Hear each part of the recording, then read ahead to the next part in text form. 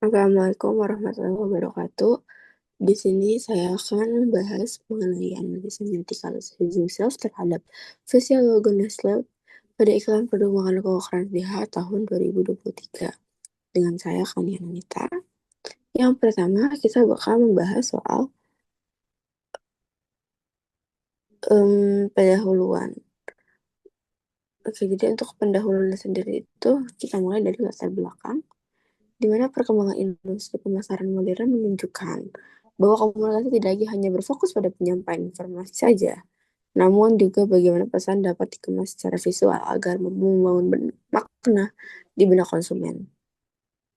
Nah, dalam iklan produk makanan anak seperti pada Kokras DHA tahun 2023, visual itu menjadi menarik untuk dikaji karena tidak hanya berperan sebagai identitas perusahaan, tetapi juga sebagai simbol kepercayaan dan juga nilai gizi yang ditujukan pada konsumen. Pemaknaan ini eh, termasuk dalam pengambilan elemen merek yang tidak selalu bersifat tunggal. Setiap audiens dapat memiliki interpretasi yang berbeda tergantung dengan pengalaman yang bersifat tunggal, dan setiap audiens mampu memiliki interpretasi yang berbeda tergantung dengan pengetahuan dan juga konteks sosialnya. Jadi kita di sini akan membahas soal fokus penelitian.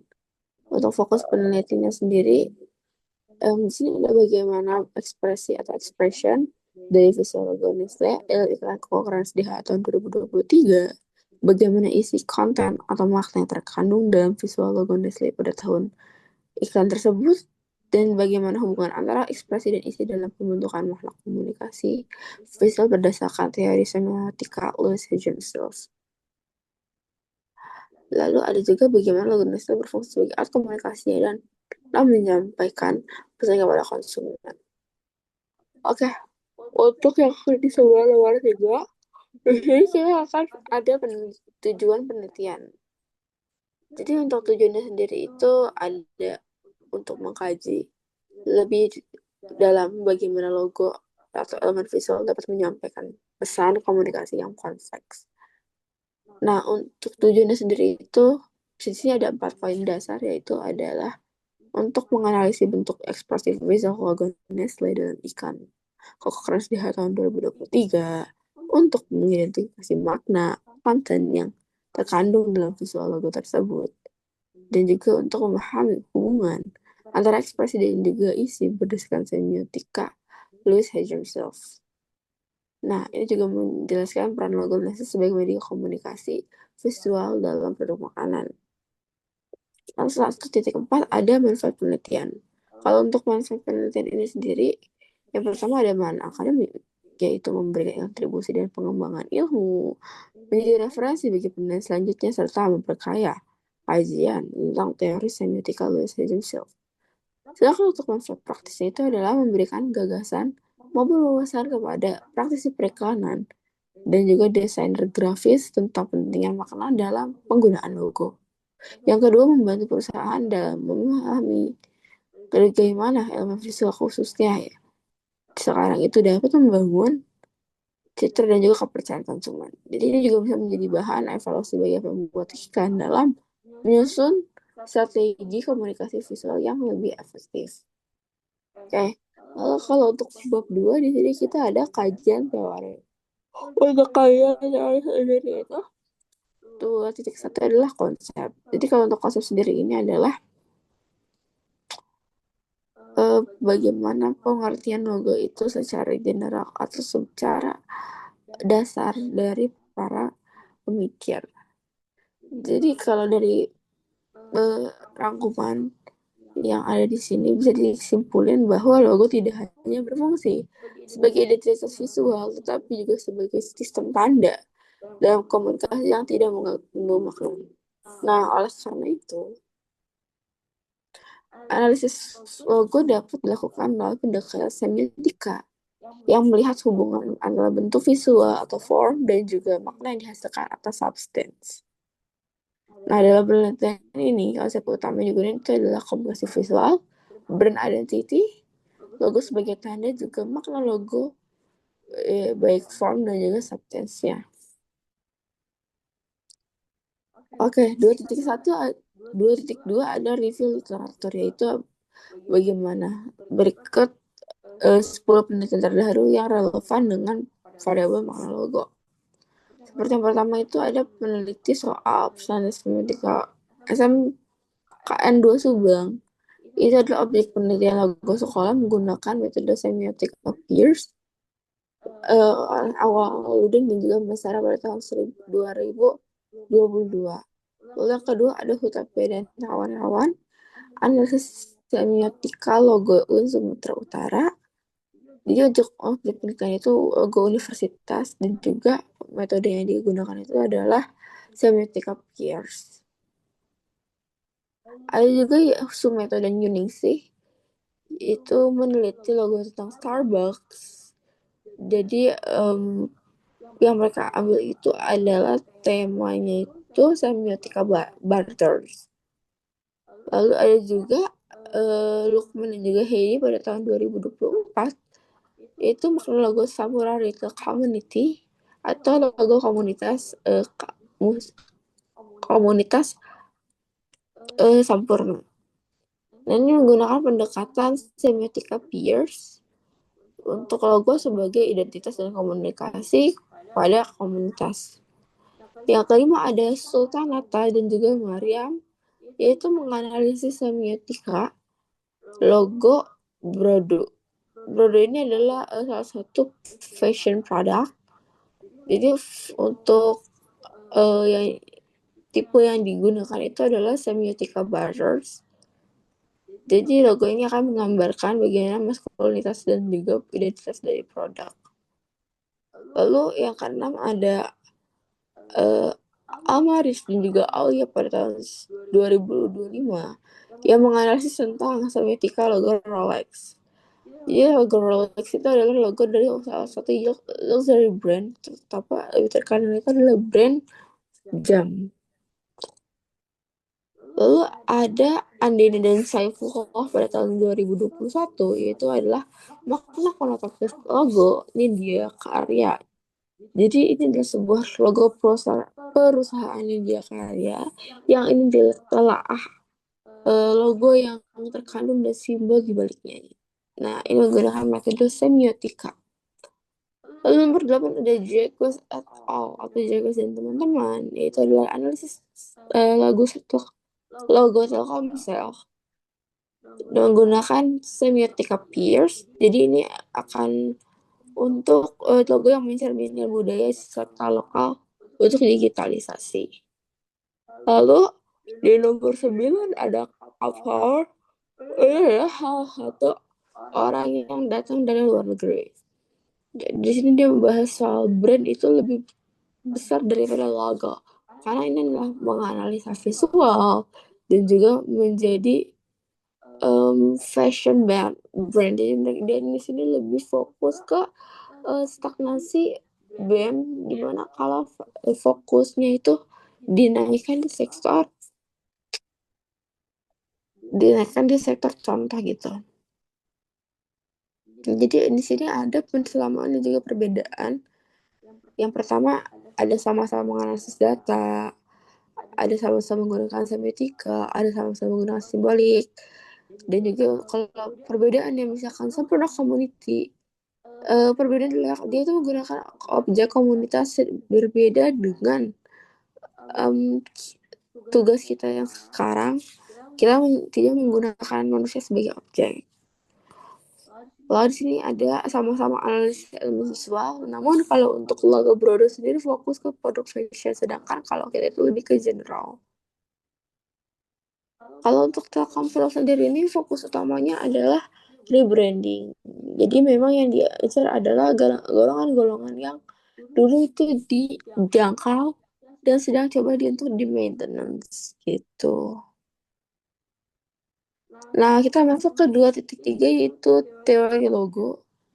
Nah, kalau untuk teori logo sendiri itu ada teori logo secara general dan juga teori makna logo. Nah, untuk kajian semiotika sendiri itu terbagi menjadi form atau bentuk visual dan juga isi atau substance. Jadi kalau untuk bentuk visual itu ada aspek fisiknya nih teman-teman. Kami mendapatkan 6 form. Pertama itu ada bentuk visual logo, lalu ada warna dan kesan yang ditimbulkan, lalu juga ada tipografi, komposisi, ukuran, dan juga proporsi. Sedangkan kalau untuk makna, kita ada 5, yaitu ada nilai atau filosofi, pesan emosional, hubungan dengan karakter produk, makna simbolik, dan juga kesesuaian dengan citra merek. Nah, dengan demikian, makna logo itu terbentuk dari interaksi antara elemen visual dan juga interpretasi audiens, sehingga memungkinkan adanya perbedaan makna di antara individu. Lalu ada teori komunikasi visual. Jadi ini adalah proses penyampaian pesan melalui elemen visual seperti gambar, warna, simbol, tipografi untuk mempengaruhi persepsi audiens. Dalam konteks branding, logo sebagai media komunikasi ini fungsinya ada menarik audiens, menyampaikan pesan simbolik, serta membangun identitas dan citra merek. Nomor keempat adalah teori semioticalis James Selby. Ini adalah teori semiotika yang kita ambil. Nah, kalau untuk James sendiri adalah James membagi tanda ke dalam 2 kontinen, yaitu kontinen ekspresi dan konten. Dan menurut Cobley pada tahun 2009 halaman 454, kontinum ekspresi berkaitan dengan aspek fisik atau material dari tanda seperti bunyi dan juga bahasa lisan atau bentuk visual dalam media. Sementara itu kontinen berkaitan dengan aspek makna atau konseptual dari tanda tersebut. Nah, kedua kontekstual ini saling berhubungan dan interaksi dalam menghasilkan makna. Nah, kalau variabel penelitian kita adalah makna logo. Nah, makna logo ini dibagi lagi ke dalam satu form yang meliputi bentuk, warna, simbol, tipografi, dan juga komposisi, dan juga ukuran. Dan kedua, of course, ada substance atau makna. Dan untuk makna ini adalah nilai filosofi, pesan emosional, hubungan dengan produk, dan juga makna simboliknya. Di sini di nomor 2.5 ada keterkaitan penelitian yang kita sedang telai dengan buku yang kita dapat, itu Symbolic Interactionism, The Basic of Charles Quick's ADD. Nah, di sini bisa lihat kayak perbedaannya itu lebih ke perspektif rasional individu sebagai konsumen juga dapat dipahami sebagai faktor yang mempertimbangkan berbagai informasi dalam pengambilan keputusan.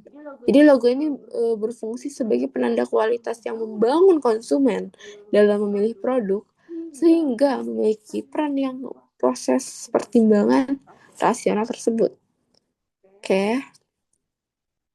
Ketiganya ada metode penelitian. Yang pertama itu adalah paradigma penelitian. Pada penelitian ini penelitian kami menggunakan paradigma interpretatif dengan pendekatan kritis untuk memahami makna visual dari logo Nestle sebagai bagian dari sistem tanda dalam komunikasi. Nah, paradigma interpretatif ini berangkat dari asumsi bahwa realitas sosial tidak bersifat objektif dan tunggal, melainkan dibentuk melalui proses penafsiran individu terhadap simbol dan pengalaman yang mereka alami. Oleh karena itu, dalam penelitian ini, logo Nestle tidak hanya dipandang sebagai gambar atau identitas, melainkan sebagai tanda yang mengandung makna yang bisa ditafsirkan secara berbeda oleh setiap individu. Selain itu, pendekatan kritis digunakan untuk melihat bahwa makna yang terdapat dalam logo tidak bersifat netral, melainkan dipengaruhi oleh kepentingan tertentu. Khususnya dalam konteks periklanan, logo tidak hanya menyampaikan informasi, tetapi juga membangun citra dan mempengaruhi persepsi audiens secara tidak langsung. Nah, di sini paradigma interpretatif kritis dalam penelitian digunakan untuk yang pertama ada memahami makna visual logo sebagai sistem tanda. Lalu yang kedua ada menafsirkan hubungan antara bentuk form dan juga makna substance. Yang ketiga ada mengungkapkan pesan implisit serta nilai yang dikonstruksi dalam iklan. Dan yang terakhir ada menganalisis serta media. Nah, dengan demikian melalui paradigma interpretif kritis ini, penelitian bertujuan untuk memahami secara mendalam bagaimana si makna ini dibentuk melalui hubungan antara bentuk visual dan isi yang terkandung dalam logo Nestle Coco Crunch DHA tahun 2023. Nah, lalu selanjutnya ada metode penelitian. Metode penelitian kami menggunakan pendekatan kualitatif. Nah, pendekatan ini dipilih karena penelitian tidak berfokus hanya kepada angka saja atau pengukuran statistik, melainkan pada pemahaman makna yang terkandung dalam objek penelitian, yaitu visual logo Nestle dalam iklan Coco Crunch DHA tahun 2023. Pendekatan kualitatif memungkinkan penelitian berfokus pada mengeksplorasi makna secara mendalam, serta memahami bagaimana elemen visual seperti warna, simbol, dan tipografi dapat menghasilkan pesan tertentu. Nah, dalam konteks ini, logo dipahami sebagai teks visual yang mengandung tanda dan juga makna. Oleh karena itu, pendekatan kualitatif sangat amat relevan karena mampu menjelaskan proses interpretasi yang terjadi di balik elemen visual tersebut.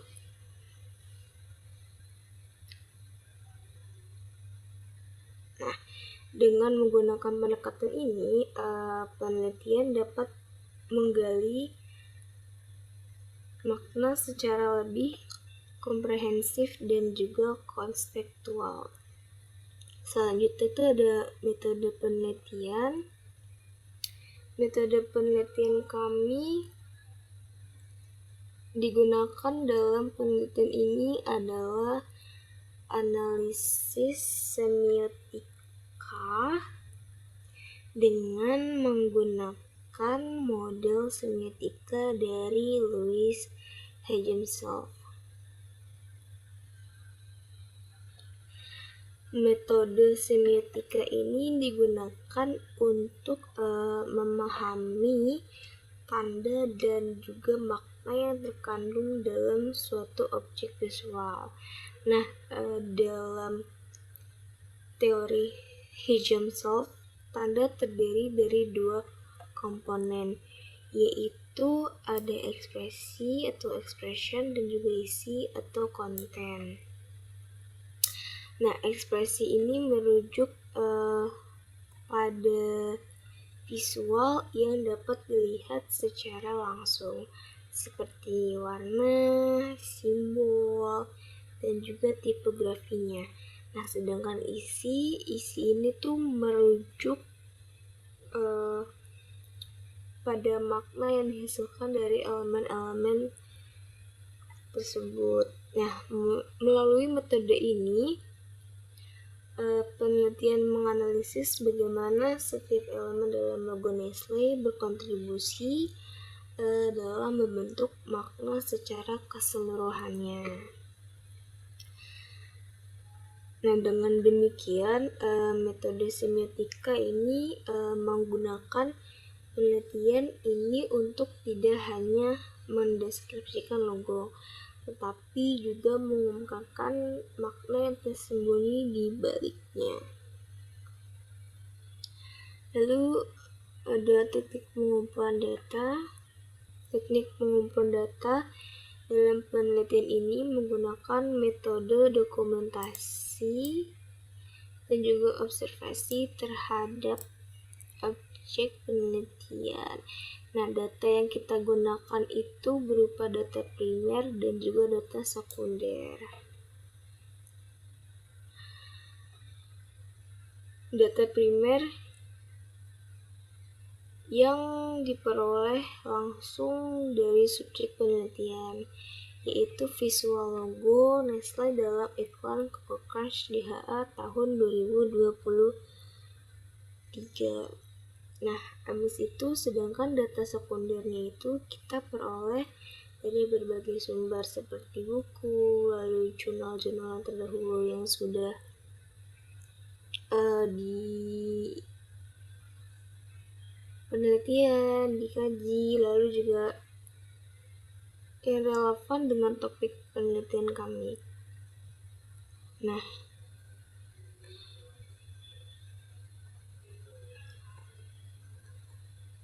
di sini ada gambar model semiotical usage themselves, ada content from, expression from, expression substance, lalu the content substance.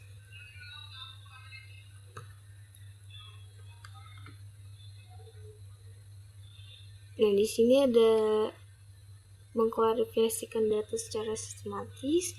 Yang pertama ada expression substance, merupakan aspek fisik dari tanda yang dapat diamati secara langsung, kayak seperti warna, suara, teks, dan visual dalam objek penelitian. Lalu ada expression form, yaitu merupakan struktur atau cara pengorganisasian dari substance ekspresi, seperti komposisi gambar, teknik pengambilan gambar, serta susunan narasi visual. Nah, yang ketiga itu ada content substance, merupakan makna dasar atau konsep yang terkandung dalam tanda, seperti emosi, isi, ide, atau pesan yang ingin disampaikan. Lalu yang keempat itu ada content form, merupakan struktur konseptual yang mengatur makna seperti hubungan antar konsep atau pola naratif dalam penyampaian.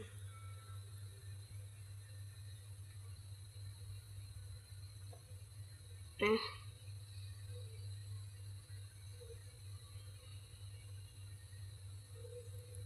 dengan menggunakan model ini, penelitian dapat menguraikan tanda secara lebih mendalam, tidak hanya pada aspek yang tampak, tapi juga pada struktur dan makna yang terkandung di dalamnya. Lalu ada keabsahan data. Keabsahan data ini adalah merupakan hal yang penting dalam penelitian kualitatif untuk memastikan bahwa hasil penelitian kami itu dapat dipercaya. Nah, dalam penelitian keabsahan data ini dilakukan melalui 3 teknik, yaitu credibility, dependability, dan confirmability.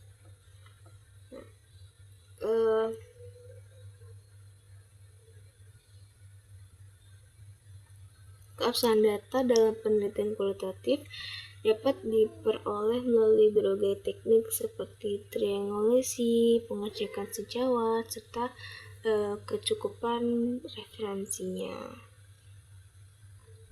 Nah, di sini ada penjelasan dan tabelnya juga.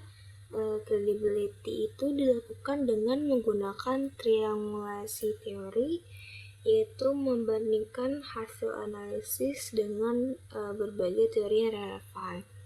Lalu ada dependability, dilakukan dengan memastikan bahwa proses penelitian dilakukan secara sistematis dan juga konsisten. Nah, sedangkan yang confirmability dilakukan dengan memastikan bahwa hasil penelitian ini didasarkan pada data, bukan opini objek semata. Nah, dengan demikian penelitian ini diharapkan memiliki tingkat validitasnya yang sangat tinggi. Lalu selanjutnya ada coding. Coding ini merupakan proses pengelompokan data untuk memudahkan analisis. Dalam penelitian ini, coding dilakukan untuk mengidentifikasikan elemen visual logo dari Nestle seperti warna, simbol, dan juga tipografinya. Nah, lalu kemudian dikelompokkan ke dalam kategori ekspresi dan juga isi.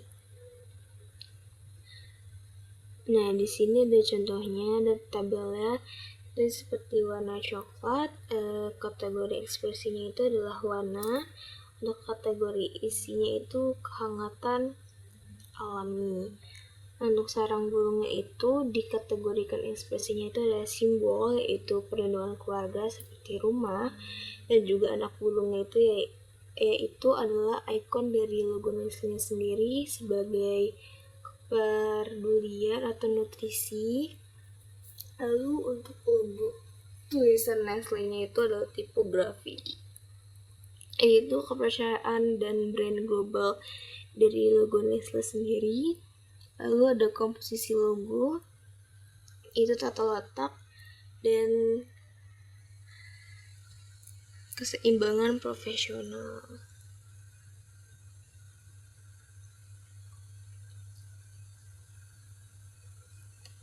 Nah, dengan demikian, coding menjadi langkah penting dalam proses analisis data kami.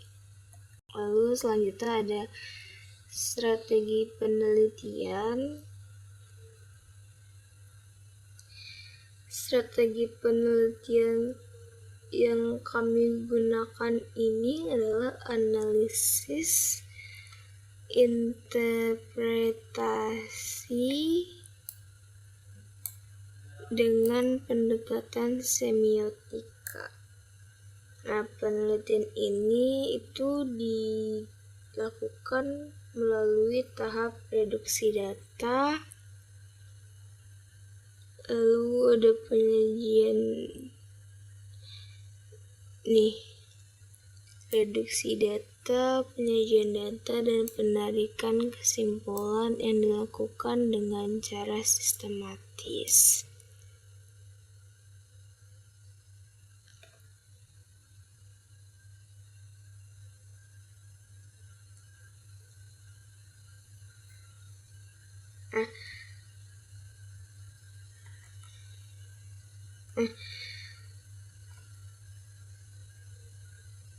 Ketiga komponen ini tuh saling berkaitan dan tidak dapat dipisahkan. Karena kenapa? Karena makna tidak hanya berasal dari bentuk visual saja, tetapi juga dari proses interpretasinya juga. Nah, di sini tuh ada gambar gitu ya, ada segitiga diagram triangle. Dalam penelitian ini, strategi analisis juga diperkuat dengan menggunakan model segitiga, yaitu triangle model, untuk memahami hubungan antara ekspresi, isi, dan juga interpretasi dalam proses pembentukan makna. Sini ada gambarnya.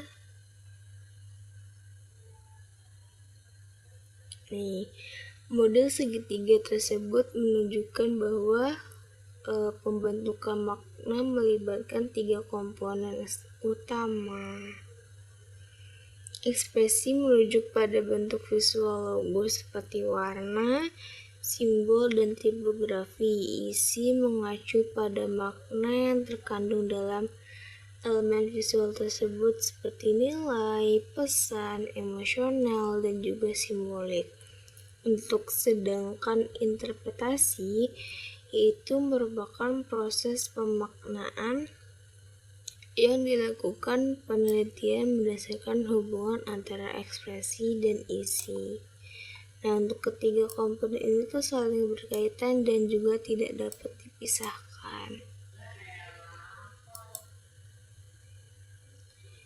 Selain itu, pendekatan triangulasi konkuren dalam metode campuran yaitu pengumpulan data kualitatif dan kuantitatif secara bersamaan untuk kemudian dibandingkan guna melihat kesesuaian atau perbedaan hasil.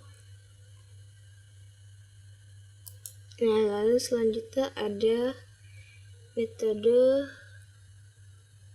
pengumpulan data.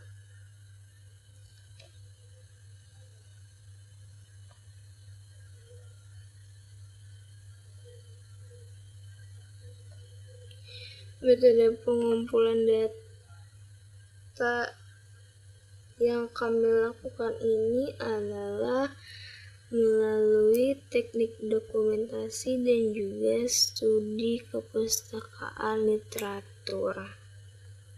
Dokumentasi ini digunakan untuk sini ada tabelnya.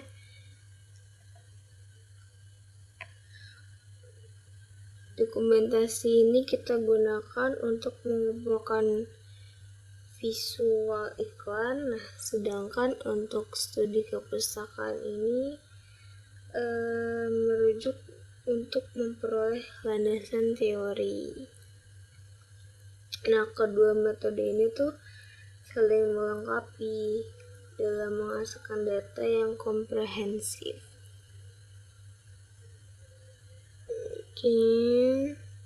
Nih, studi kasus kepustakaan memiliki peran penting karena membantu penelitian memahami perkembangan teori, menemukan celah penelitian, serta menyusun kerangka konseptual yang lebih kuat lagi. Untuk dokumentasi dipilih karena penelitian ini tidak melibatkan responden, tetapi lebih fokus pada analisis teks visual sebagai sistem tanda. Nah, dalam penelitian kualitatif ini, dokumentasi menjadi sumber data yang lebih penting karena mampu memberikan informasi kontekstual serta mendukung analisis yang lebih mendalam terhadap objek penelitian.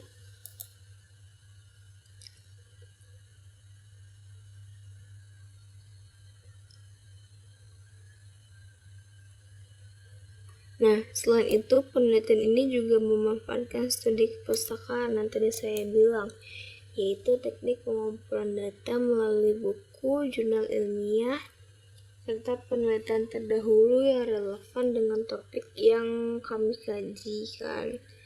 Nah, studi literatur ini digunakan untuk memperoleh dasar teori terkait semiotika, komunikasi visual, dan juga branding, serta untuk memperkuat analisis terhadap makna dan juga logo.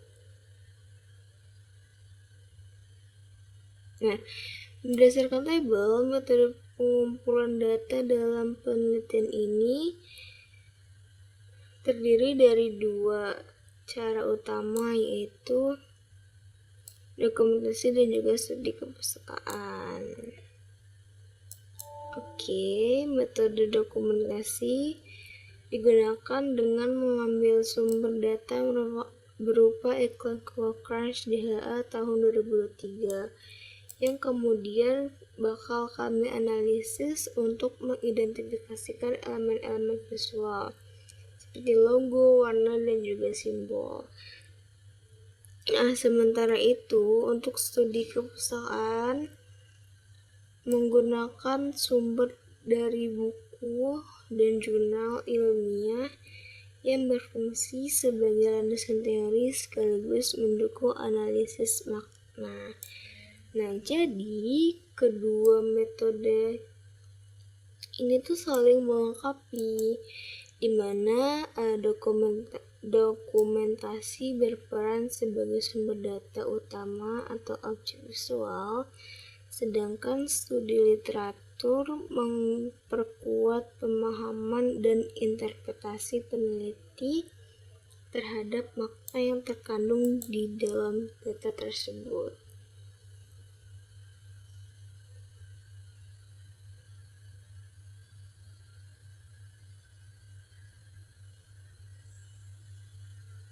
Lanjut, ada metode analisis data. Analisis data kami dilakukan melalui 3 tahap, yaitu elemen reduksi data, penyajian data, dan juga penarikan kesimpulan. Setelah data yang kami dikumpulkan, penelitian mengidentifikasikan elemen visual. Kemudian kita menganalisis hubungan antara ekspresi dan juga isi.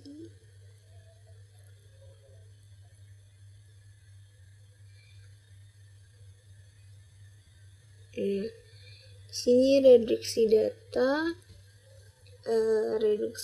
tahap awal dilakukan dengan menyeleksi data, memfokuskan data yang relevan dengan penelitian, yaitu elemen visual logo Nestle dalam iklan. Nah, penelitian ini mengidentifikasi unsur-unsur utama seperti warna, bentuk, simbol, dan juga tipografi. Reduksi data bertujuan untuk menyederhanakan data tanpa menghilangkan makna penting hingga memudahkan proses analisis pada tahap berikutnya. Lalu penyajian data. Pada tahap ini, data yang telah direduksikan disajikan dalam bentuk deskriptif naratif dan tabel analisis untuk mempermudah peneliti dalam melihat pola serta hubungan antara elemen tanda.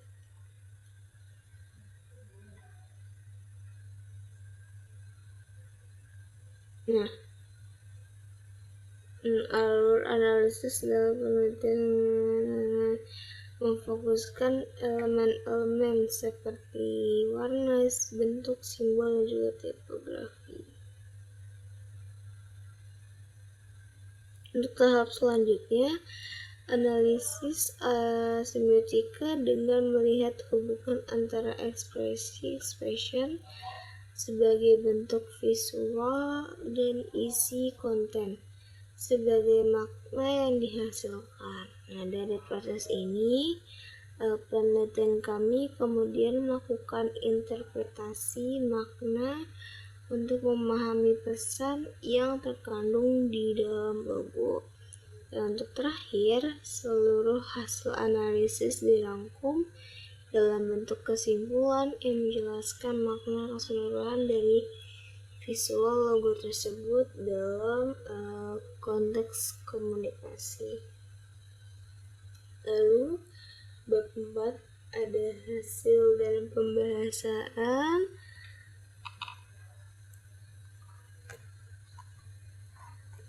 Lalu bab 4 ada hasil penelitian, pembahasan, keabsahan data, dan juga coding. Nah, untuk hasil penelitiannya itu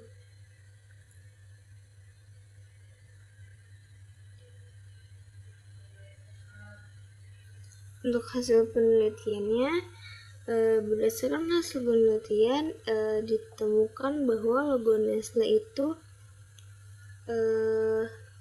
terdiri dari beberapa elemen visual yang utama, yaitu warna coklat, simbol sarang burung, anak burung, tipografi, dan juga komposisi yang tadi sudah kami sampaikan. Setiap elemen itu memiliki hubungan antara bentuk visual dan juga makna yang dihasilkan.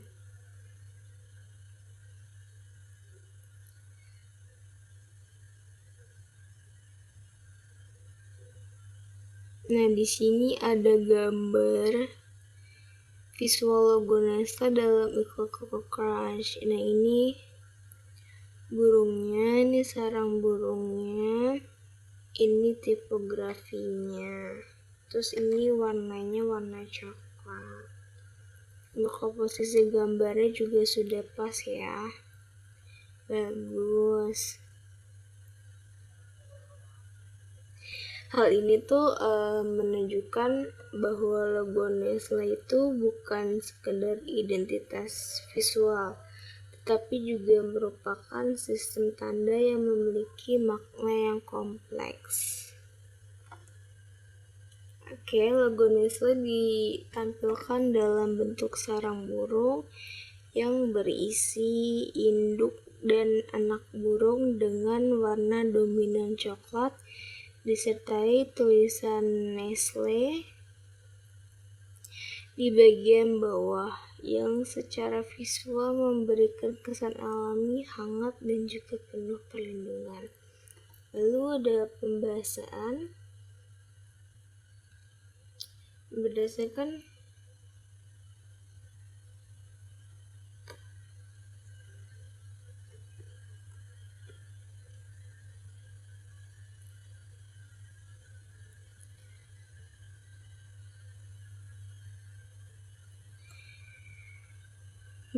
hasil penelitian, ditemukan bahwa visual logo Nestle dalam iklan Coco Crunch DHA tidak hanya berfungsi sebagai identitas merek, tapi juga sebagai media komunikasi visual yang mengandung makna simbolik yang kompleks, di mana setiap elemen visual berkontribusi dalam membantu persepsi audiens terhadap produksi iklan. Nah, selanjutnya ada analisis ekspresi atau from warna coklat memberikan kesan natural dan terpercaya. Simbol sarang burung digunakan sebagai perlindungan ataupun keluarga. Tipografi kesan profesional dan juga global. Dengan demikian, ekspresi visual ini dirancang untuk membangun citra brand yang hangat dan dapat dipercaya. Lalu analisis isi atau konten. Dari sisi isi, si logo Nestle ini mengandung makna kepercayaan, kualitas dan juga kepedulian terhadap nutrisi anak, tetapi juga mencerminkan konstruksi ideologis mengenai peran brand dalam kehidupan keluarga modern.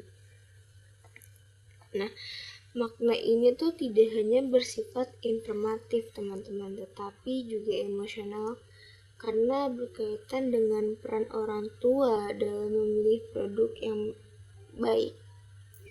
Dengan demikian,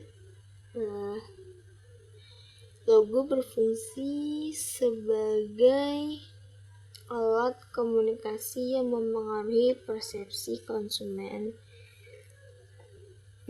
Lalu ada relasi ekspresi dan juga isi. Hubungan antara ekspresi dan isi menunjukkan bahwa makna tidak muncul secara kebetulan, tapi dibentuk secara sistematis. Elemen visual digunakan untuk menghasilkan makna tertentu seperti kepercayaan dan juga perlindungan. Nah, relasi ini menunjukkan bahwa logo memiliki fungsi ideologis dalam membentuk persepsi audiens.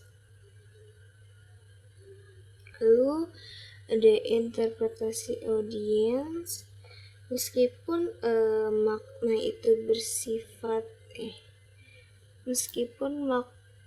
logo bersifat subjektif dan terbuka terhadap berbagai interpretasi.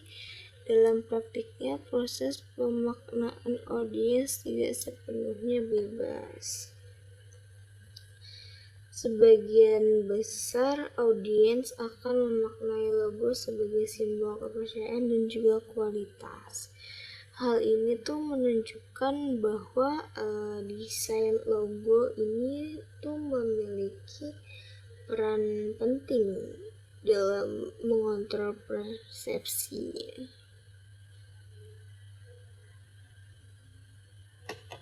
Lalu ada keabsahan data.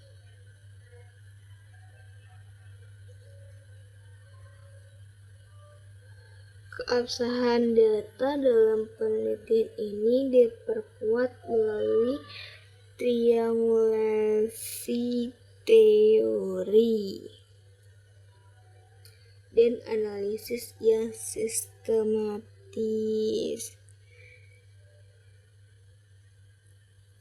Keabsahan data dalam penelitian ini dilakukan untuk memastikan bahwa hasil analisis yang diperoleh memiliki tingkat validitas dan kredibilitas yang tinggi, sehingga dapat mempertanggungjawabkan secara ilmiah. Nah, keabsahan data dalam penelitian kualitatif ini dapat dilakukan melalui teknik seperti triangulasi, dependability, confirmability, yang juga diperkuat oleh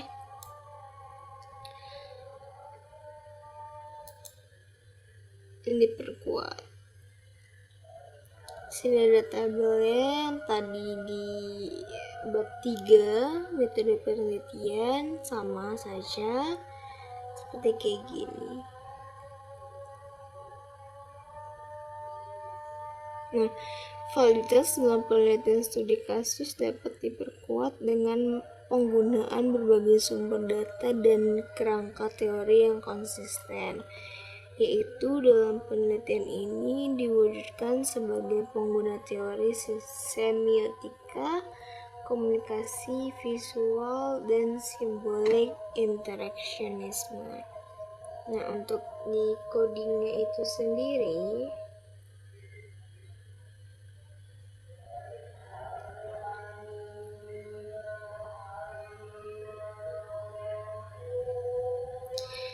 coding ini tuh menunjukkan setiap elemen visual memiliki makna yang sejenis. Ini contohnya tabel coding data visual logo, sama kayak tadi yang di atas yang sudah kami jelaskan. Nah, hal ini tuh membuktikan bahwa si logo Nestle ini tuh merupakan sistem tanda yang terstruktur dan tidak acak. Nah, dengan demikian si coding ini tuh bisa membantu dan memperkuat hasil analisis penelitian kami.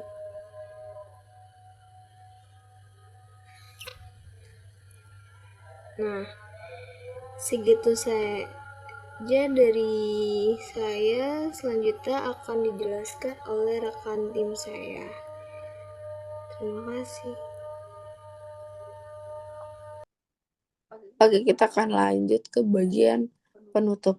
Di penutup ini ada kesimpulan. Jadi berdasarkan penelitian kami dan juga diskusi yang telah dilakukan, dapat disimpulkan bahwa visual logo Nestle pada iklan produk makanan Cochrane SDH tahun 2023 tidak hanya berfungsi sebagai identitas merek, tetapi juga sistem tanda yang mengandung makna melalui hubungan antara ekspresi dan juga isi, seperti yang dijelaskan dalam teori semiotika Louis John Self. Jadi unsur-unsur seperti warna coklat adalah sarang burung, kata Nestle dan juga komposisi logo menunjukkan bahwa bentuk logo tersebut dibangun kesan alam, kehangatan, perlindungan, perhatian, kepercayaan, dan juga profesionalisme. Oke, jadi penelitian ini tuh menunjukkan bahwa makna logo bersifat subjektif karena sangat bergantung pada pengalaman dan juga pengetahuan audiens. Namun subjektivitas ini tersebut tetap diarahkan oleh konstruksi visual yang telah dirancang oleh brand. Jadi penafsirannya pada audiens itu cenderung lebih positioning Nestle sebagai trusted family brand, dan dengan demikian penelitian ini membuktikan bahwa logo bukan sekedar elemen estetis, melainkan tanda visual yang memiliki fungsi dan juga komunikasi ideologis dan juga simbolik dalam konteks periklanan. Nah, saran kami adalah yang pertama, bagi peneliti selanjutnya, adalah untuk mengembangkan penelitian serupa dengan menggunakan objek yang lebih beragam, baik dari jenis produk, media iklan, maupun brand yang dianalisis. Yang kedua, bagi akademisi dan juga mahasiswa, penelitian yang kami lakukan ini diharapkan bisa menjadi referensi dalam memahami apa gitu yang mereka dapat dari sisi makna dan juga pesan terkandung di dalamnya. Yang ketiga adalah bagi praktisi dan juga desain grafis, kami harap penelitian ini bisa menggambarkan bahwa setiap elemen ini memiliki peran penting dalam membentuk persepsi audiens. Lalu keempat adalah untuk perusahaan dan juga brand. Khususnya dalam industri makanan anak, penelitian ini diharapkan dapat menjadi alat komunikasi yang sangat kuat dan membangun kepercayaan konsumen. Dan karena itu pula, perusahaan perlu memperhatikan penggunaan elemen. Nah, dengan demikian diharapkan penelitian yang kami lakukan ini dapat memberikan manfaat yang baik secara akademis maupun praktis, serta menjadi langkah awal dalam pengembangan kajian semiotika di bidang komunikasi visual periklanan. Mungkin sekian yang bisa kelompok 20B bahas mengenai analisis semiotika luas hajam terhadap visual logo Nestlé Cochrane DAH pada tahun 2023. Saya Kania Nanita dan juga teman saya Anindya Nurcaya pamit undur diri. Mohon maaf bila ada kekurangan. Wassalamualaikum warahmatullahi wabarakatuh. Terima kasih.